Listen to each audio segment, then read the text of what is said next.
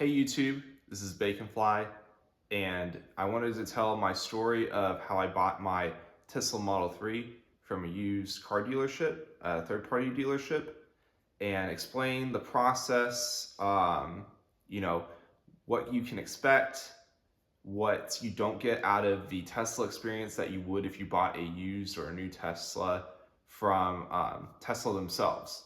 So there's a couple things that I wanted to talk about. First, the experience of buying a Tesla. Now, that's going to vary depending on where you buy it from, right? Like buying it from Tesla themselves, it's going to be the best experience possible. Second best is probably going to be CarMax, and maybe Vroom, maybe Carvana. I actually just skip that. I don't agree with Carvana. I don't advise buying from Carvana. But dealerships that have no haggle prices, that are going to be, they have friendly associates. Those are some of the best dealerships to buy from as well if you're looking for just a hassle-free, um, you know, low stress buying process. If you're looking for someone that's going to do their due diligence and look at the car thoroughly before they sell it, that's another type of dealership you want to look for. And Carvana, I would not say that they would know how to work on a Tesla, if they're even allowed to work on Teslas. I know that some of them do, some of the dealerships do work on their own cars. They do have service centers. Most of the time they just outsource it to another service center that's approved by the company. But that's just something to keep in mind. I did buy mine from a family-owned car dealership that was local to me, and the buying process was very similar to buying from like Carvana. It was a really short, I think it was probably 30 minutes doing document signing, financing, and then it was really an hour of time that I spent looking at the car, making sure it was the car I wanted, making sure it had the features that they had stated that it had online, right? Making sure that everything worked. And then that's getting into my next points, or my following points, is what do you want to look for when you're buying from a third party or a used car lot? Because like I said, the experience is different, but also how they take care of the car, how the car is maintained. You don't have that historical perspective that like Tesla would have with their used cars. So one thing that you want to look at is, battery condition, right? Now, when I say look at, I mean like in your mind, decide if you're okay with not knowing the condition of a battery when you buy the car. Because when you buy a car from a used lot, they're not going to run all these tests that Tesla does. They're not going to give you the capability of creating an account through the Tesla app, connecting it to the car. I mean, you might be able to get away with it if you have enough time with the car and you delete that account if you're not going to buy it. But that's something to keep in mind, because you can ask questions to the dealership to get an idea of how they treated the car.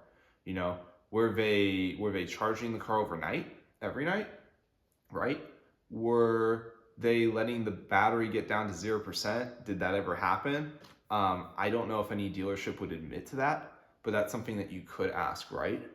You could also ask, what percentage did they charge the battery to? Did they just charge it to 100%? So it was easier for like people to, test drive the cars. They wouldn't need to charge it as often, right? Were they using, you can also ask what kind of charger were they using, right? Like, were they using a 12 volt? Were they using a Tesla wall charger? Do they have Tesla wall chargers installed? Were they using, and this is where you'll learn more about NEMA adapters, which is like the adapter cables that you use to plug into wall outlets. A common one that people might have is a 1050R or a 1030R, 1030R being like a dryer outlet, which is the one that I have. So if they used any of those, that's great. If they were just supercharging the car, like you can also ask them that, like, are you just going to a supercharger to charge it whenever you need to? And they may or may not admit to that. But as something to keep in mind, you're not going to understand the degradation of the battery, right? They're not going to be able to tell you that. And I mean, you can get a good estimate. Like the best estimate would be to take the percentage that the battery is at and take that number and then click on the actual percent on the screen. And when you do that, it switches it to miles or kilometers, whatever it is. So you take the miles and you divide it by the percent. And then that should give you like a really rough estimate of battery degradation, because it'll pop a number. Like for me, it was like I think the max we can get out of 100% charge is like 288 miles. And so if you do, like, we have a long range rear wheel drive 2018 Tesla Model 3. So if you did 289 divided by 310, I got my laptop right here. So we have a battery degradation of about 6.7%, 6.8%, which is fine.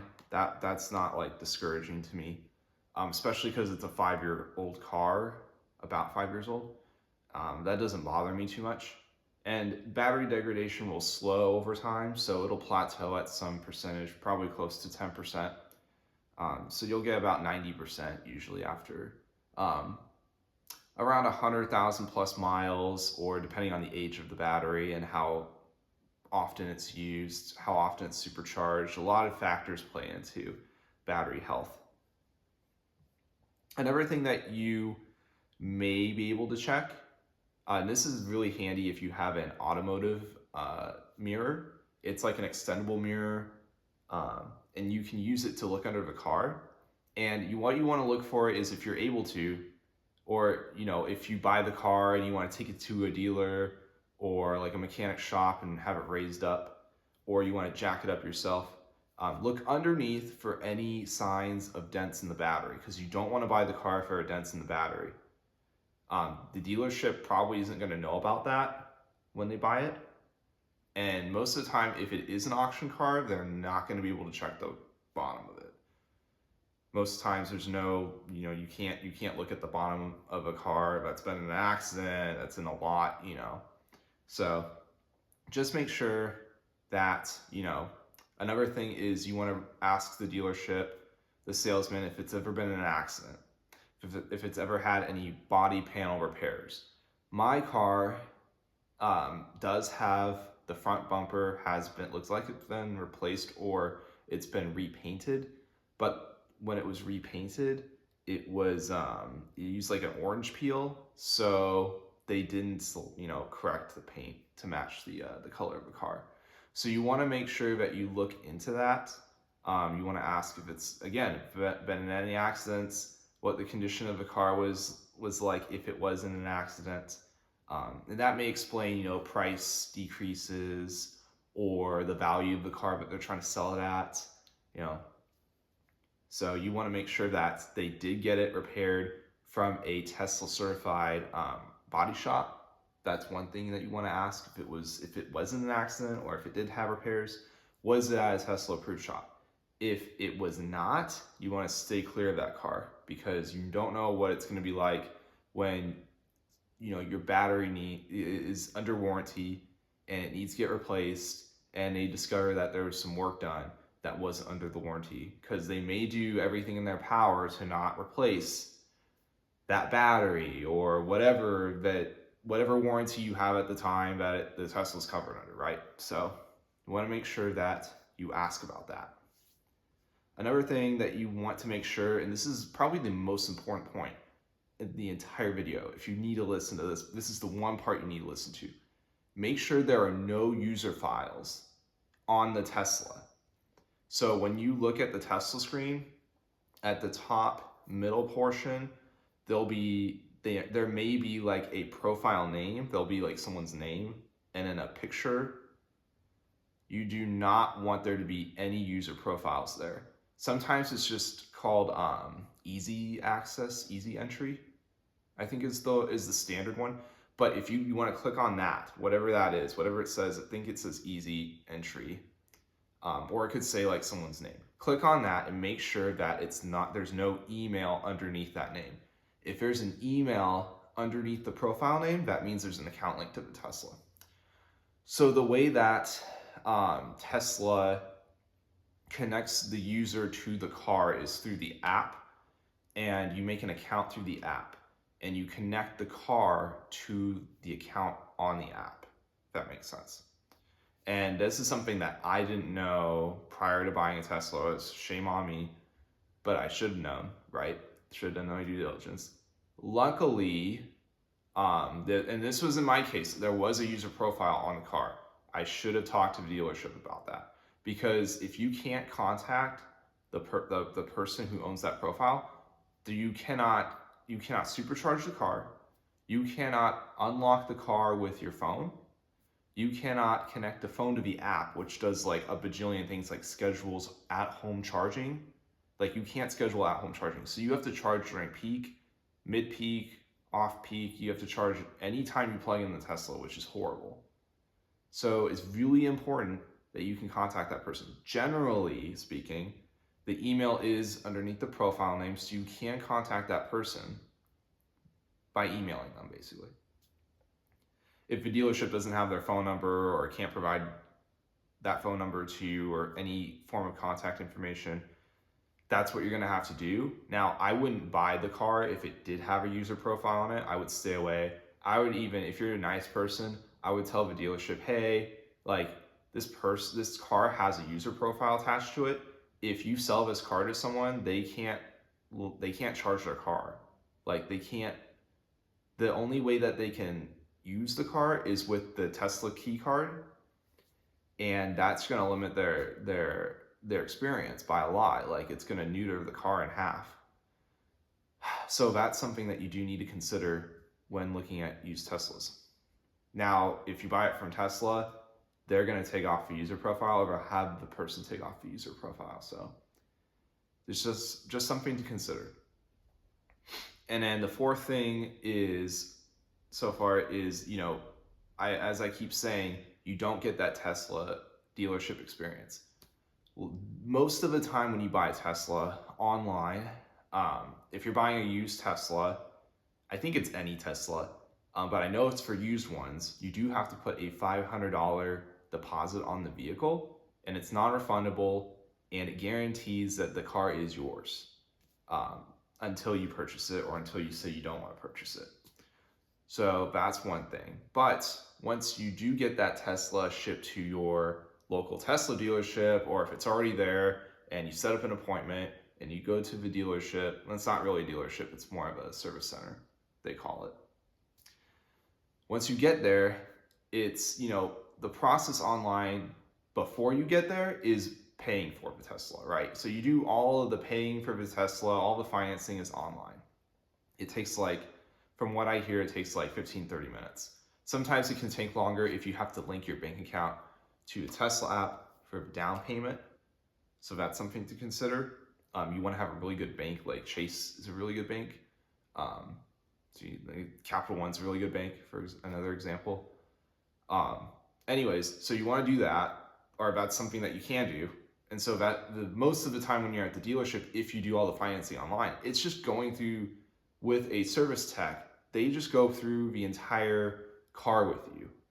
They sit you down in the car and they show you everything that it does. And it does a lot of shit. That can take like 45 minutes from what I hear. It's just them showing you how the car works. So it's a really cool experience when you're there, because they don't leave out anything. They show you everything that you need to know, even the fun, cool stuff. So that's something that I didn't get, but watching YouTube videos for me and learning about the car through YouTube was enough for me to say that I'm okay buying a Tesla at a used car dealership, because I know what I'm looking for, relatively speaking. I understand, you know, I have to play with all the bits and bobs, make sure that everything works, that I want to, you know, check to make sure if it works or not. And yeah, but if you don't go through Tesla, I mean, you miss out on all that. But you do pay a premium, right? That's the downside. So my Model 3 is a long-range rear-wheel drive. So it's not the dual motor, it's a single motor. So 0 to 60 in only like 5.1 seconds. And it had full self-driving. So full self-driving.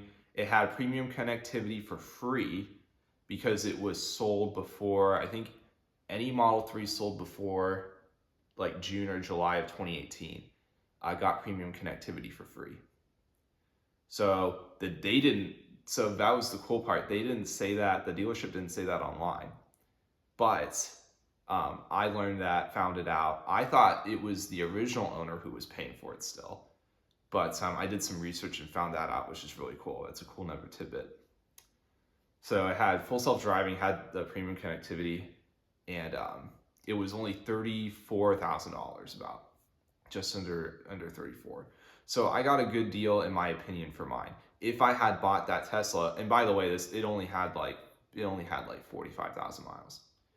So it had good miles. It only they only put on like 9,000, 10,000 miles a year. If I had bought that from Tesla, it would have been like a $42,000 car or a $45,000 car. It would have been way more, probably maybe 40,000, but it would have been a higher price to pay. So that's just something to consider, is the Tesla experience. And finally, something that I talked about before is before you buy the car, play with the car. Like, take it for a road for a drive, right? Your 15, 30 minute, whatever the time they give you, and gun it. Make sure that the wheels aren't going to fall off. Make sure that it turns right. Make sure that because maybe it needs a tire balance. Maybe it needs the tires balance. Maybe you find that the tread is really low on the tires. Maybe you find that the mirrors aren't folding in or out when you're taking out a park or getting in the car or whatnot. Maybe what else is there? Maybe the headlights don't turn on when it gets dark or something, depending on when you're going for the test drive. There's a ton of things that you can check while you're driving it, making sure that the suspension's okay. Now, Teslas have pretty stiff suspension because they're pretty fast cars, and they also weigh like 4,000 pounds. So you're probably gonna want a stiff suspension for that if you're gonna go like 30 or 40 miles per hour around a corner, just saying. So check all that stuff. Check the inside, check the arcade, if the apps work, like if the video games on the arcade app work. Check if the radio works. You want to check that kind of stuff. Air conditioning. You want to check if the steering wheel goes up and down. You want to check if the mirrors move. All this stuff. I mean, check it all. Check the freaking seats, how they move. Check if switching driver profiles changes the seat position. There's so many things that you can check. Pull out the center console drawers and make sure that the inside's clean. Like, this is an expensive purchase that you're making, and you want to make sure that everything's working. And use that in your negotiation. I mean, I used that in my negotiation. I got the price down because I said, hey, like, these wheels are kind of like botched. Can you finish them, refinish them? And they said, yeah, they would even paint them. So I got the 19-inch wheels painted like a space gray, so it looks pretty cool. So these are the things that you can do to either negotiate the price down or negotiate fixes on the car. Because you do have power as a consumer, especially right now. This is what, March 4th of 2023 that I'm recording this. So the used car market's kind of crappy right now for dealerships, but car buying in general is bad for dealerships. So those are my takeaways from buying from a third party, from a used car dealership, buying a Tesla. So take it as you will. I hope it helps someone. And if you like the video, subscribe. I want to make more Tesla videos. So just to help people out. Yeah, take it easy.